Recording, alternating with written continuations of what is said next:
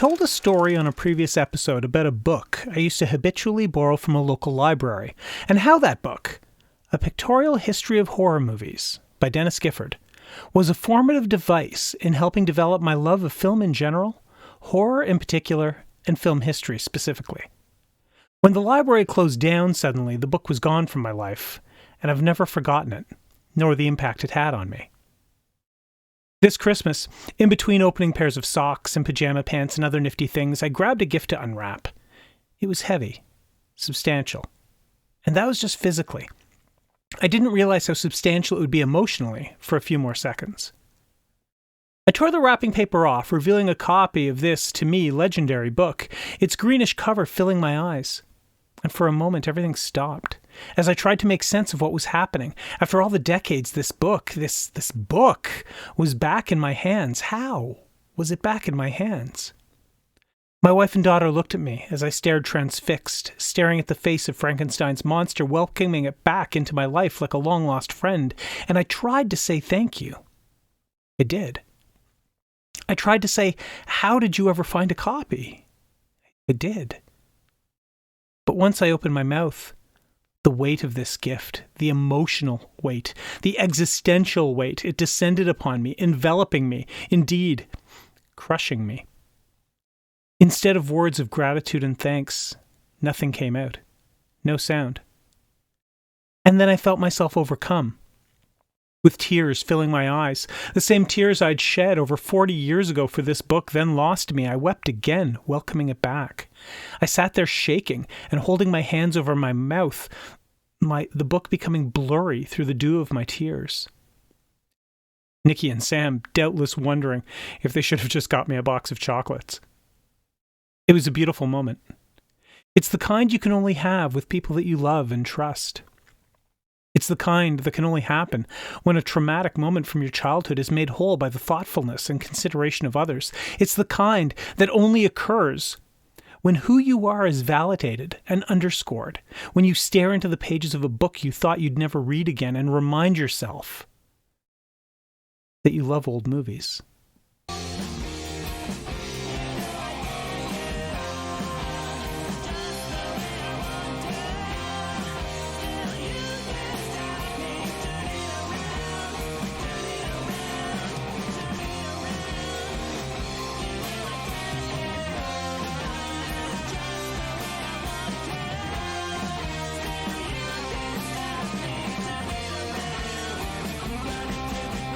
Hello, film historians. I'm Derek, and I love old movies. We've got Sam the sidekick here. Hello, and welcome to episode 22. The first episode of season 2. And there are 2 of us. That's a lot of 2s. So many 2s. All the 2s. And we're back, after a brief break, with our all-request month of January.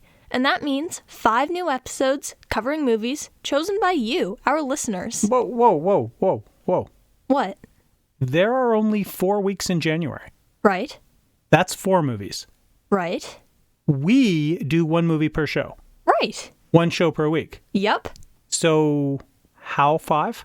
Oh, that part's easy. We had so many requests, we're going to actually release a bonus 5th episode this month to squeeze 1 more request in. All right. Well, that sounds great. I'm all about more shows. We hope all of you listening had a great holiday season, that you and your loved ones were healthy, safe, and surrounded by the best things. Even those of you not listening, we hope that for you too. Totally. But if you are here, please take a moment, if you haven't already, to hit like, subscribe, and share. It's the cool thing to do, it doesn't cost you a dime, and it helps us out a lot. After actually listening, it's the best way for you to help us out.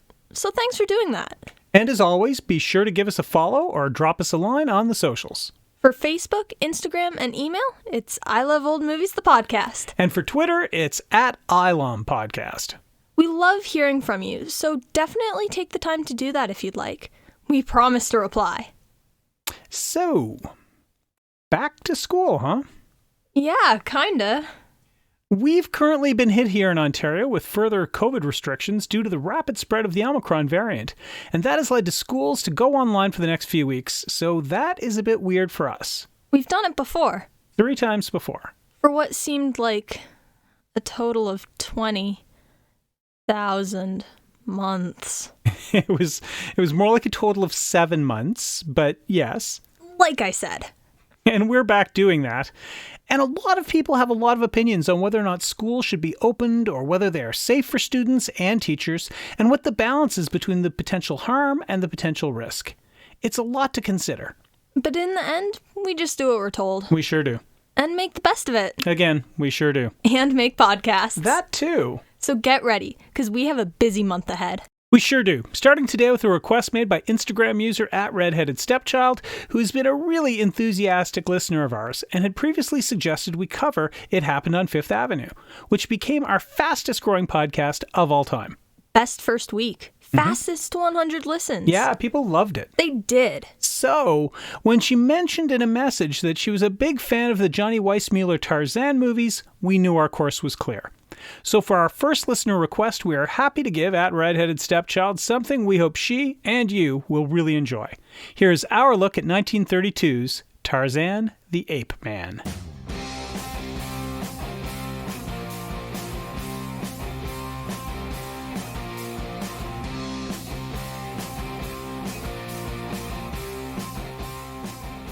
The director of our film today is W.S. Van Dyke.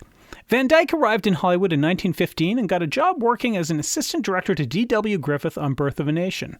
His first solo film was The Land of the Long Shadows in 1917, and he even worked on 5 other films that same year. Van Dyke had steady work through the next few years, and he was considered one of MGM's most reliable directors during the silent era. He eventually got the nickname One Take Woody, due to his ability to shoot scenes as quickly and efficiently as possible. He was considered an extremely versatile director, as he was successful working on dramas, and westerns, and comedies, and even musicals. One of the highlights of Van Dyke's career was the 1936 film San Francisco, which was seen as the first disaster movie. This film was thought very highly of, since the recreation of the 1906 earthquake is seen as the most realistic portrayal to date. Van Dyke was also known as a film doctor. That means that when the studio was unhappy with scenes from a film, he would be called in to reshoot them. He did this work on many films, including The Prisoner of Zenda in 1937. Van Dyke was also nominated for the Academy Award for Best Director for both The Thin Man in 1934 and San Francisco in 1936. He died in 1943 at the age of 54. The writer of the original character of Tarzan was Edgar Rice Burroughs, who is an American author. However, the writer of this film was Ivor Novello. The majority of his work revolved around acting and writing plays. As an extremely talented musician, Novello wrote more than 250 songs throughout his life, including the patriotic World War I piece, Keep the Home Fires Burning. He then transitioned into the film industry, debuting with an acting role in the French film The Call of the Blood, 1921. He went on to appear in 2 Alfred Hitchcock films, The Lodger, 1927, and Downhill, 1927. He wrote 14 screenplays over 30 years, including The Rat, 1925, Tarzan the Ape Man, 1932, and I Lived With You, 1933. Several of the plays he wrote were also later adapted into film, such as King's Rhapsody, 1955. He died in 1951 at the age of 58. Tall, exotically handsome and athletic, Romanian-born Johnny Weissmuller seemed the perfect actor to play the legendary ape man of Edgar Rice Burroughs' novels, and in fact his portrayal of Tarzan is still considered definitive, if only because he played the role so many times. That seems unlikely to happen again. For sure. Weissmuller emigrated to the United States when still an infant, and it was his love for and tremendous skill in swimming that led him to compete as a racer and as a water polo player, winning Olympic medals in both. In his athletic career, Weissmuller won 5 Olympic gold medals, 1 bronze, 52 national championships, and set 67 world records. Before Michael Phelps, before Mark Spitz, there was Johnny Weissmuller, who was, in his lifetime, probably the greatest swimmer who ever lived. His fame as an athlete, as well as his striking looks, led to an appearance in a film called Glorifying the American Girl, where he played no less a character than Adonis himself, and appeared wearing only a fig leaf. Able to pull off that preposterous bit of costuming caught the attention of Cyril Hume, which led to him playing Tarzan, a role which would define his career in film as much as his portrayal would define the character itself.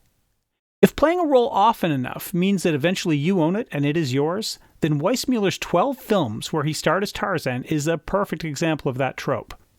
Beginning in 1932 with Tarzan the Ape Man, and ending 16 years later with Tarzan and the Mermaids, Weissmuller established himself as a legitimate film star. And while not on the same level as action heroes like Errol Flynn, Tyrone Power, or John Wayne, he could certainly be mentioned in the same company as Buster Crabbe, or Clayton Moore, or George Reeves. As age began to take its toll on his physical prowess and appearance, Weissmuller transitioned into a newer character, Jungle Jim, where he made another 12 films and 26 television episodes over the next 10 years. Geez, they really churned those out, didn't they? They did. These were not high-budget quality productions. This was B stuff, plain and simple, playing on Johnny's fame, and a way to keep him having jungle adventures as he grew old and his audience grew old with him. Interestingly, he made 3 additional Jungle Jim films, Cannibal Attack, Jungle Moon Men, and Devil Goddess, but in these he played himself, or a fictionalized version of himself, essentially turning the Jungle Jim character into a movie hero version of Johnny Weissmuller. This would be like... what would it even be like? Mark Hamill playing a Jedi Knight named Mark Hamill? But he's still basically Luke? Yeah, pretty much exactly like that. That's neat. Right? There's some neat stories about Weissmuller too, aren't there? Oh, for sure. For starters, he was marketed heavily by MGM as the only man in Hollywood that can act without clothes. And since he was under contract to BVD as an underwear model, MGM had to release some of its actresses to BVD in order to use Big John in their films. Like studios trading actors. Yeah, but this is a bit different from Humphrey Bogart going to Columbia for a few films. It's, here ladies, go be in underwear ads. And I'm not sure stars like Greta Garbo and Joan Crawford were thrilled with the arrangement. Oh yeah. Ugh. Weissmuller's performance as Tarzan was such a hit, especially with the ladies, that Weissmuller was instructed to divorce his wife so he could be properly marketed as a sex symbol and could be hooked up with starlets. How did his wife feel about that? I don't know, but she was paid $10,000, 1932 money, to agree to the plan. So I think she was pretty well taken care of. Wow. Later in his life, after he had basically retired from acting, Weissmuller was playing golf in Cuba at the time of the revolution, and he was almost captured by revolutionary soldiers, who didn't know who he was and wanted to kill him and his friends.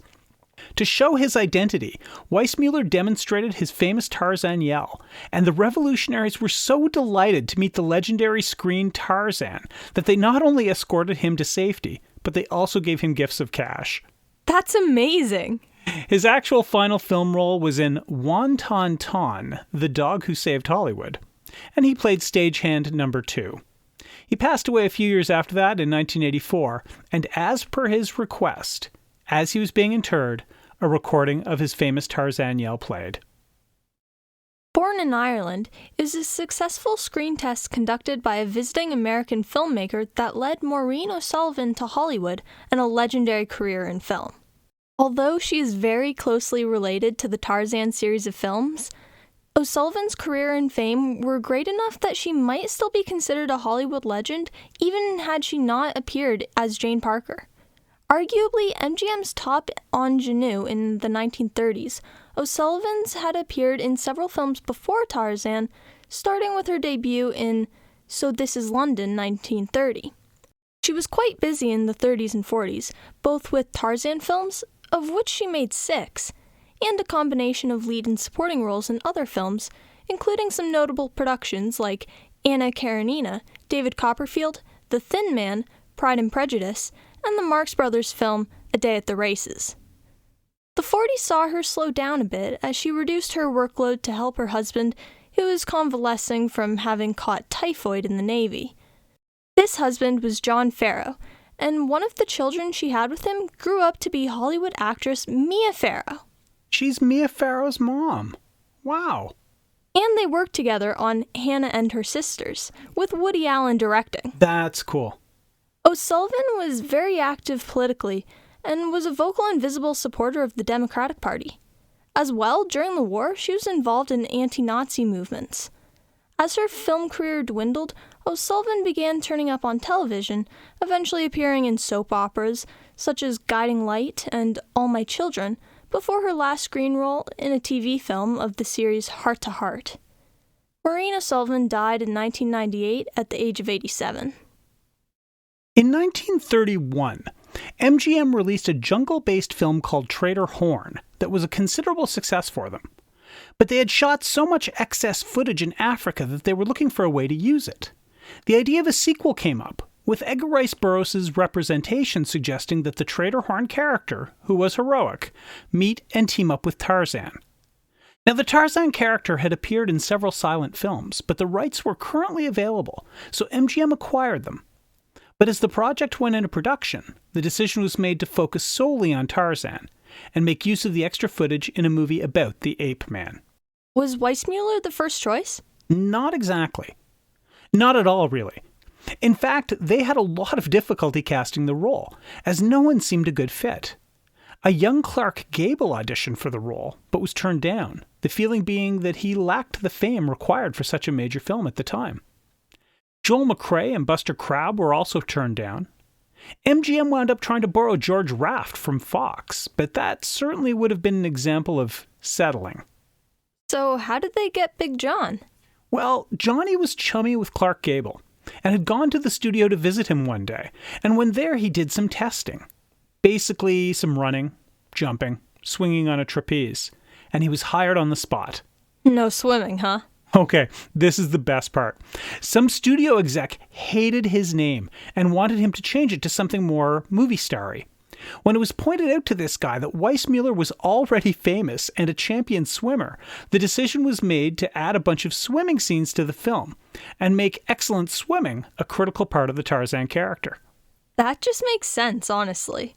It's funny they didn't really know who they had. I can't imagine that happening today. Well, media coverage of world events was really different in those days. There was no internet, no TV, and it's easy to miss a newspaper on the wrong day. I guess so. How was the film received at the time? Clearly, it was a big hit. And not just with thirsty ladies who were digging on Weissmuller, but also with the general movie-going public. And the film made over $1 million at the box office, spawned 11 sequels, and is considered 90 years later to be the definitive version of the Tarzan story and character. All right, then. What's the tail of the tape on this one, Sam? So we have a 7.0 on IMDb. Mm-hmm. The audience score is 68% on Rotten Tomatoes, and the tomato meter is 100%. There we go. The film won no awards, and it can be rented in the Microsoft Store.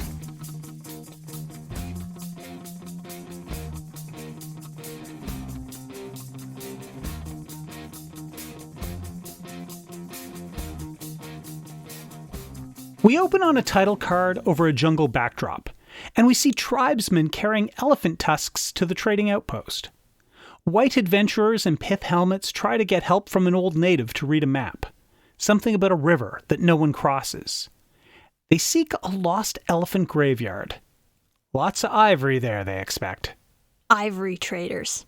I hate those guys. And we see Jane Parker get off a boat. Why do they keep repeating her name? Everyone keeps saying Jane Parker. She's looking for her father. But handsome pith helmet guy Harry Holt moves in on her. They're talking so fast, I can barely understand them. Right? I didn't get a word of that. Jane's dad is looking longingly at a picture of her when she arrives. It's a wonderful reunion. Everyone is so happy to see her. She actually arrived before the telegram she sent saying that she was coming. And also, Jane brought a dozen heavy trunks. Wait, did they call those poor guys boy? The locals carrying her stuff? Yeah. This is one of those they were way more racist back then movies, isn't it? I think every movie back then can potentially have that problem. She's way too fancy to be wherever they are. Africa. Especially there. Oh, and Jane strips down to her underclothes. In front of her father. Right to the cheesecake. And then the Wakambas arrive, coming to trade. And Jane tosses on her pith helmet and wants to get to trading right away. The shots of tribesmen look like they're stock footage. Yeah, they're not really there. It's like cool proto-green screen technique. Sort of a racist travelogue of deepest Africa. That explains the shield markings and feathered headdresses. like he's some kind of tour guide or zookeeper. He comes off a bit patronizing. Now, Jane has heard the story of the elephant graveyard before. Her dad has been selling that tale for years. The Moutier Escarpment. It's forbidden. They want to raid a sacred taboo place. As one does. And Jane weasels her way into going on the expedition. She shows she can shoot a rifle as her way of demonstrating her worthiness to Harry. I mean, I guess it's cool she can shoot, but she's annoying. On the expedition, Harry is really coming on to Jane. And he drops the lovelorn line, "I'm not romantic, but is there any sort of chance for me?" This is a weird interaction. Jane's not super into him, but he's literally the only guy around that's remotely her type. And by her type, you mean born in Europe. Yeah. Something alerts all of their native guides. Cries of Buana Buana. The camp is beset by a hostile tribe, but they've come to parley. Harry can speak to them, and they're looking for a fugitive who betrayed their tribe by visiting the escarpment. So once the coast is clear, they head off in the direction that they had come from. The next day they get to the escarpment, and that requires a huge precarious climb. It's ridiculously high. The trees below look like moss. Okay, if they were that high, how could they breathe? One of the porters falls off the cliff, and then Jane falls off too, but she had a rope tied around her waist, so she doesn't completely disappear into the abyss. Jane is plucky, and a near-death experience doesn't faze her at all. Why are they whipping the guys carrying their stuff? What's going on here? And they keep Jane on the rope still, like a leash kind of. The group takes a break, and we hear the Tarzan Cry. Now, no one knows what this is. Father Parker recognizes it as a human cry, and it requires a lot of whipping to get the porters to proceed after the cries are heard. Wait, how did elephants get up that cliff? How is there a river atop this mountain? 2 large rafts are hastily built so they can ford the river. And there's hippos and crocodiles posing major threats, and the crossing is very perilous. The hippos chase them all onto land and get ready to charge and stampede them, but the cry sounds out again, and the hippos retreat. As the group advances, we hear the cry again, and see Tarzan swinging in the trees like a trapeze artist. And no one can speak to him in any language. Prompting the line, "Come down, or I'll shoot." What? Why? Why is that the first reaction? And suddenly, another tribe shows up and attacks, and shoots arrows, and there is confusion. And in the confusion, Tarzan comes down and takes Jane. He retreats with her into the trees where it's all apes, chimpanzees, both real and actors in suits. Jane and Tarzan are getting acquainted when a leopard attacks. Tarzan attacks it with his knife and kills it. That was pretty badass. They swing to another tree where Tarzan has kind of a nest, and he drags Jane into his tree cave. She's not exactly willing. I feel like there's a consent issue here. And we hear elephants. Oh, did they actually find the place? Jane has been screaming for the last 15 minutes, and Tarzan only says, "Yeah." Jane tries to explain things to Tarzan, and we get the me Tarzan, you Jane scene. Well, except we don't. Those lines, despite being so famous, are never actually said. It's the play it again, Sam, of Tarzan lore. A line everyone assumes is there, but isn't. Tarzan goes looking for food, and he has a few jungle adventures, saving an elephant from a pit trap, dodging a lion, and killing a beast for food. And back in the nest, Jane is making nice with the chimps and doesn't seem so afraid of them. There's way less screaming, that's for sure. Parker and Harry and the company come along, and they shoot the big chimp that's hanging out with Jane. Tarzan sees this, and he is upset. Tarzan follows after the expedition, and he picks off one of the porters while he gets a drink. The poor guy. Carrying, getting whipped. Now Tarzan drowns him. Jane is feeling a lot of empathy for Tarzan, which is good, since he has started killing their men off one by one, and they need this resolved.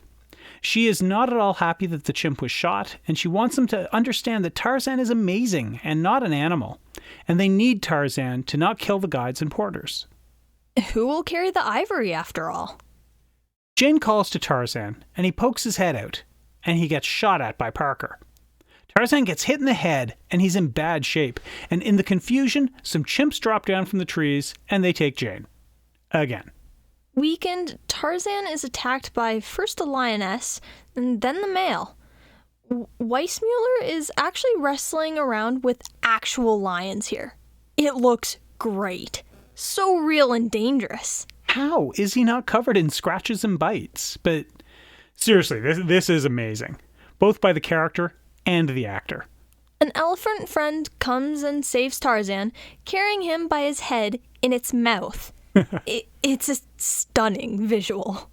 You don't see that every day. Nor do you see what happens to Jane as the chimps throw her around like a football, literally yeeting her across the jungle before bringing her to Tarzan, whom she tends to, dabbing the blood off of his head wound. As he recovers, Tarzan and Jane get better acquainted, frolicking by the riverbank. But then, a creature runs by and Jane runs off screaming, "Oh, Tarzan, save me." That's not a line that ages well.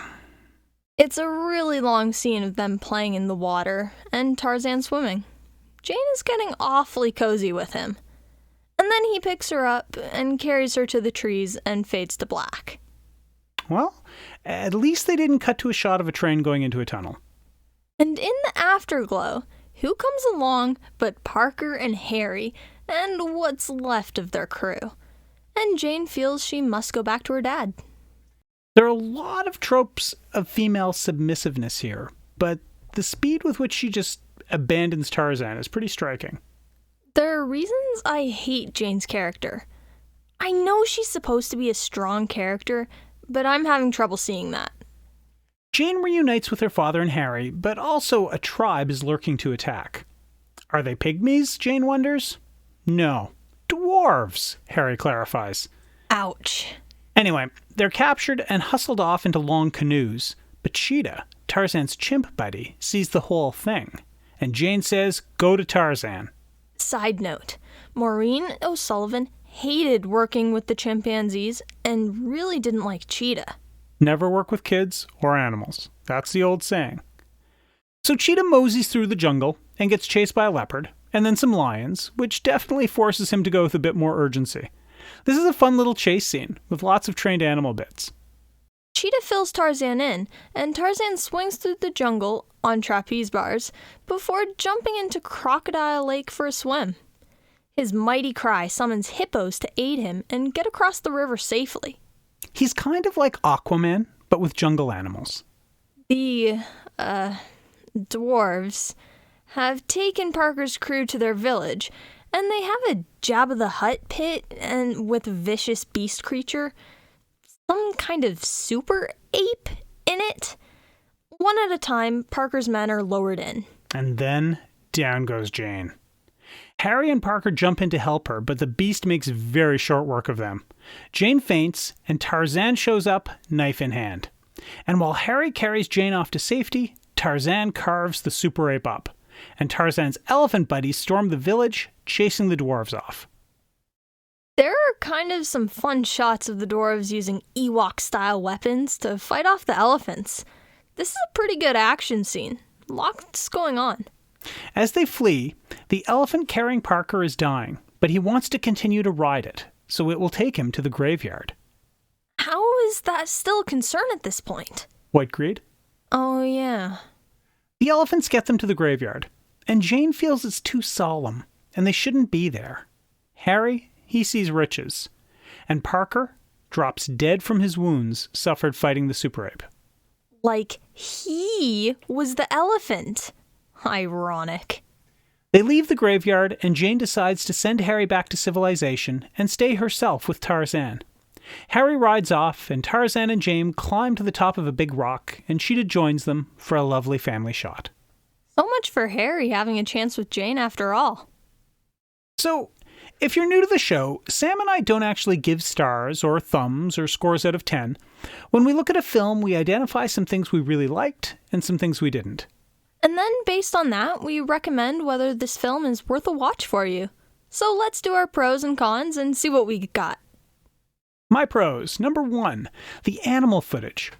We are so used to seeing CGI renderings of exotic animals in films today, and it was a real treat to see actual actors interacting with real live jungle animals. Apes, lions, elephants, etc. It lent an air of authenticity to what is a notoriously far-fetched story. The animal scenes were well used and were creatively directed and shot, which made it all the better. Number 2, Johnny Weissmuller. He wasn't much of an actor, really, and he didn't much look the part of Tarzan. Impossibly clean, shaven, well-groomed, with that incredibly good hair, but he made it all work.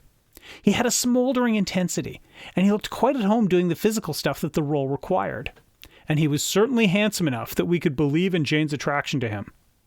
It's always fun seeing an actor playing their signature role, and no actor will ever be as known for playing Tarzan as Weissmuller was. Number 3, Mourinho Sullivan's portrayal of Jane. Now I know, I can literally feel you rolling your eyes at me right now, kid, but hear me out.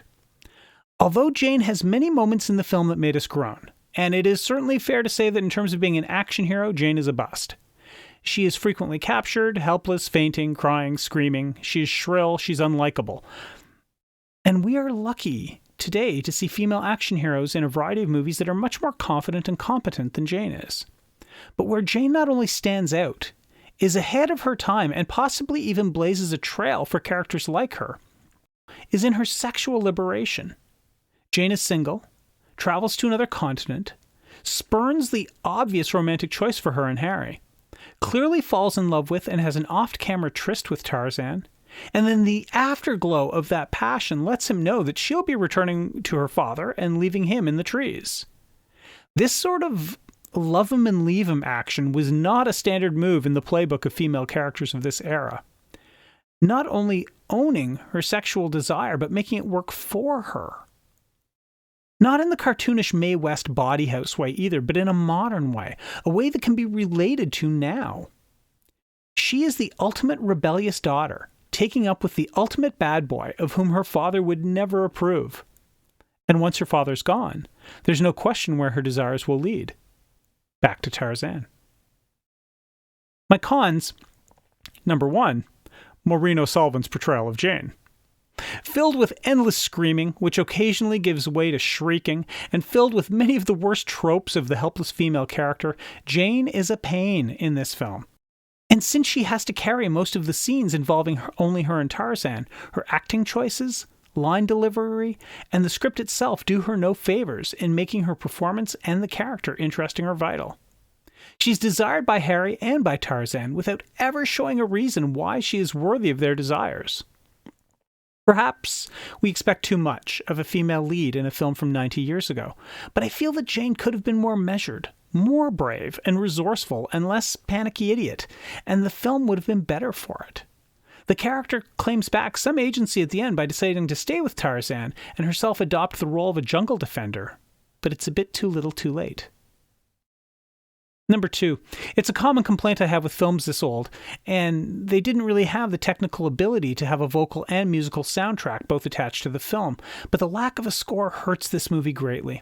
There are many scenes, many long scenes, with no dialogue, just the generic sounds of the junglescape, and those scenes could have been greatly served by having music swelling and enhancing the mood and the presentation of the film. Number 3.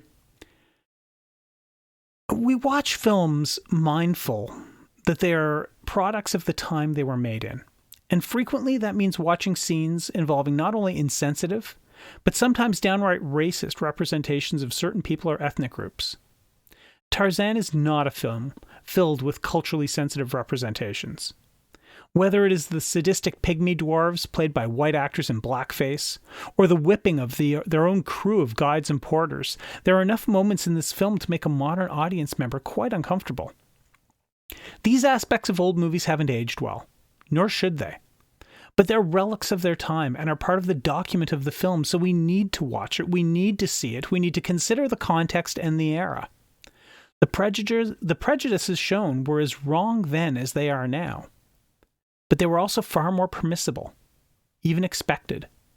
And we need to remember that and address that when we see it in classic or any film. And is this a watch? For sure it is. For all its strengths and weaknesses, it's a classic. And every Tarzan movie that will ever be made, and there will always be more, will be compared to it. For all time, it's a watch. You're up.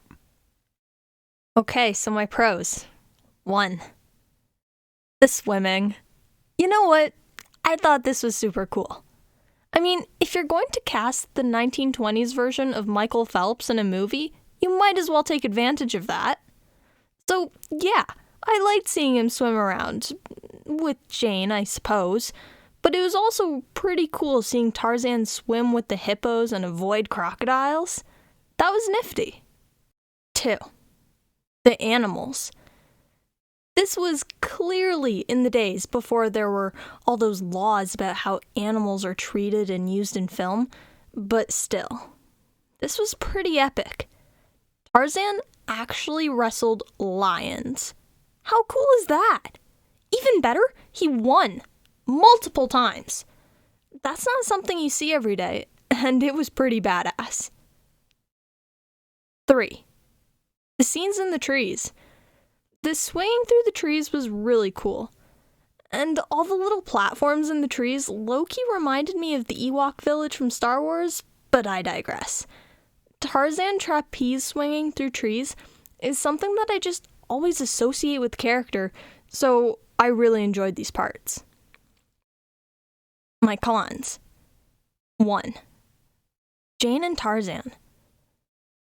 Are we supposed to really like their relationship or think it's cute?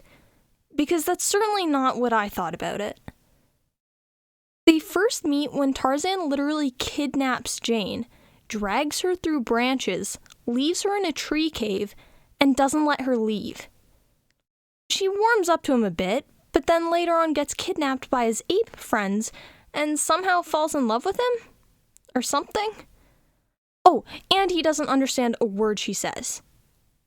I just don't get it. 2. The cliff. Okay, so there's a random cliff in the jungle that they somehow managed to climb. On top, there are a ton of different animals and a river. If these humans barely managed to get to the top of this cliff, how the heck did elephants get up there? Elephants are a lot larger than humans and can't tie little leashes to each other to stop them from falling off the edge, like what happened with Jane. What even was this? 3. How strong Tarzan was. This just made no sense. Why was Tarzan able to lift huge trees off the ground and then just toss them to the side like they weigh nothing? Or how about when he pulled Jane and Harry out of the pit with one arm? I get that Tarzan lives in the jungle and swings through trees all the time, so he's going to be strong. But this was a bit ridiculous. And are you recommending this for a watch? Yeah, it was good. And considering how big and enduring the franchise and the character became, I think it's almost a need to watch. Required viewing then? Yeah. Well, then that does it. Our first episode of 2022 is in the books. Season 2, baby. All request January, folks. So great. Definitely give us a shout and let us know what you thought about this episode or about this movie. Is Johnny Weissmuller your Tarzan? Let us know. We'll be back next week with another request, and this time we're going back into the seedy world of film noir to take a look at a real treat of a movie. More on that later. Keep watching out on the socials. Until then, please feel free to let everyone know about our podcast. You don't have to keep this all to yourself. We are not a secret. So tell your friends. Tell your enemies. You never know. They might love swinging from tree to tree as much as you do. Maybe even more. For Sam the Sidekick, I'm Derek, and I love old movies.